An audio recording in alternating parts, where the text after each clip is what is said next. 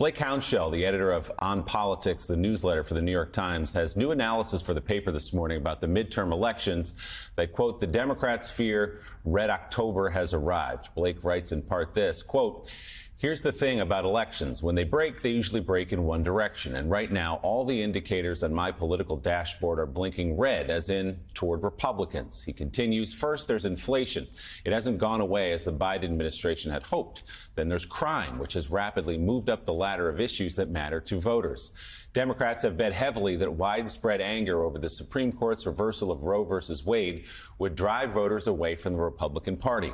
Democrats' strategy might have been a smart move in an otherwise brutal year for the party, but it has also come at a cost. All those abortion ads have taken resources away from whacking Republicans for opposing the policies Democrats passed in Congress this year.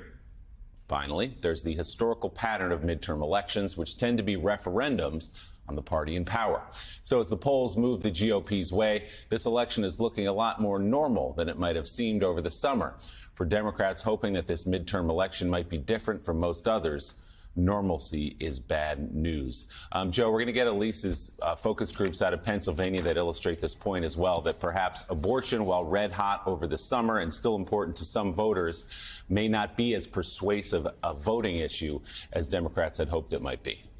Yeah, and you're hearing it everywhere. It actually is fascinating the last couple of days in particular. Democratic consultants from Oregon to New York State in a near state of panic. Yesterday in New York State, we heard about a new poll showing that the governor, Kathy Hochul, actually in trouble, and congressional candidates concerned in close races across New York, that's actually dragging them down. We've heard it in Wisconsin. Things are going Ron Johnson's way and dramatically right now, according, again, to consultants. Pennsylvania has gotten really tight. The Republicans feel good about Georgia, feel good about Ohio, feel good about a lot of races there. But there is a caveat, and I always bring up these caveats because I remember in 1998, during impeachment, Democrats were preparing for a massive loss. Everybody in the political world was saying that it was breaking hard for Republicans and it was going to be devastating for Bill Clinton and the Democrats. Democrats had a fantastic night, cut losses, and Newt Gingrich, who was crowing a few days before the election about how great the election was going to be, it was actually run out of Washington a couple of days later because Republicans performed so badly. And, you know, Christina, even in 2000, I heard one report after another. Everybody else heard one report after another that Republicans were going to get destroyed. People in leadership, in the House leadership, said the polls were bleeding against them so badly, they thought the Democrats might pick up 30, 40 seats. And we saw just the opposite happen. So, again, yes, things look like they're breaking Republicans' way. But again, as Tom Brokaw told us in 2008, you know, sometimes you have to just wait till voters vote to see what happens. Right. It's, once again, turnout, isn't it? Always, Joe. First things first, go Mets. Secondly, I think it's really important, though, that the Democrats make sure that they hound home that, you know, this is always about turnout. And so while the Roe v. Wade decision is incredibly important to Democrats, you know, we know that most voters go to the polls based on their pocketbook issues. And so if we know that Republicans are going to blame inflation and all the past Trump policies on Joe Biden, Democrats need to make sure that they can walk and chew gum at the same time. They have to, you know, we know that the fears of crime are just kind of latent subtexts that have a racialized history in this country.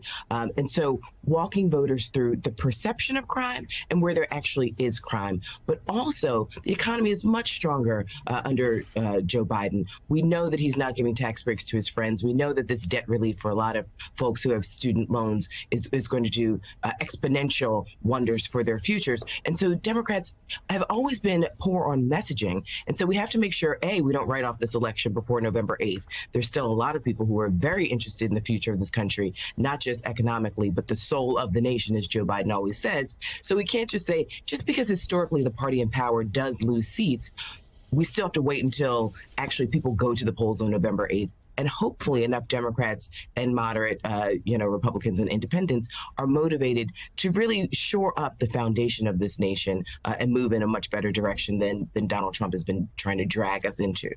So, Christina, there's been a direct correlation this year between the polls and the price of gas. We have seen when the gas prices were high, Democrats suffered. When they started to drop, Democrats went up. Gas prices have gone up again in recent weeks, although we should note down a little bit in the last day or two.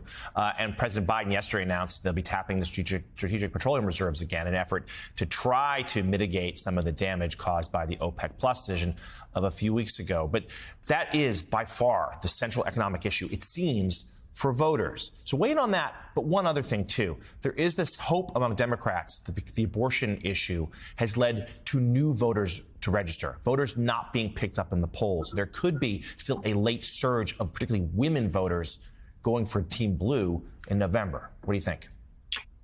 Right. So first things first, we know that people go to the polls based on pocketbook issues. And so if the price of gas is coming up or down, we know that people do actually pay attention to those things. I think, Jonathan, we also have two things at once. There's the reality and there's perception. Even though Joe Biden has been doing what he can to stave off inflation, to make sure gas prices go down, there is a perception that everything is more expensive. There's a perception that, folks are really struggling on a day-to-day basis. And so that's something that he's got to combat in the next few weeks, really articulate a vision as to how we can move economically in our personal lives. As far as the abortion conversation, I don't understand why Democrats can't walk and chew gum at the same time. This is not just a conversation about women. This is about men and their economic futures as well. And so, yes, it is about female autonomy and our right to choose. But I don't understand how Democrats don't zoom out 30,000 feet and make a much larger conversation about what this looks like for families in general. This is a party, when we think about Republicans, who don't believe in a social safety net, who don't believe in public education and shoring up the future of our young people, who don't believe in climate change and making sure that, these young people that they want born into this nation actually have a future to look into. So why don't we have a much larger, more complex conversation? I know it's difficult, but it's not impossible. Why can't we do that for men and women to make sure that these new voters are actually galvanized and bring in other people for their own futures? Because this election is really about not just the economics of the nation, but about where we're going. Because if we don't get this election correct, we know that November 2024 will set us back possibly generations.